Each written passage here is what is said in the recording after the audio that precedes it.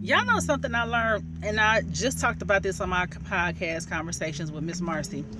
It is not about what people say they like or what they say that they want or what they say.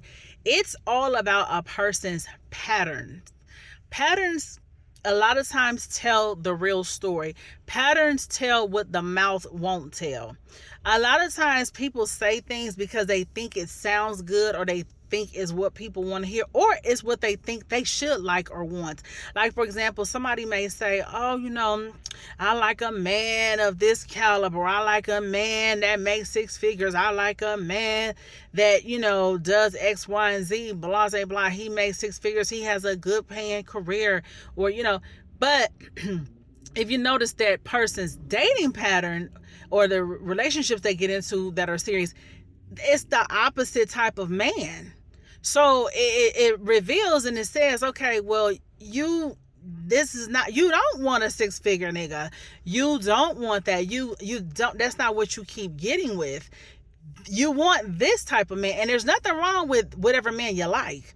But I'm just proving the point that, the pattern tells the story that the mouth won't tell, And sometimes I think it's because some people like to say certain things because they think it makes them look like they have high standards and things like that. So, like, also, another quick example is when people say, oh, I'm all about positivity. I'm protecting my peace. And so they always blocking people in the name of protecting their peace. I'm doing quotes. They always blocking people. I mean, they block everybody. A habitual blocker. They block everybody.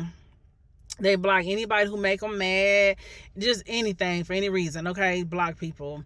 Well, and they say they all about positivity and they all about protecting their peace, but every time you turn around, what? They always in some fucking drama. They always up in some shit. They always getting into it with somebody, falling out with somebody.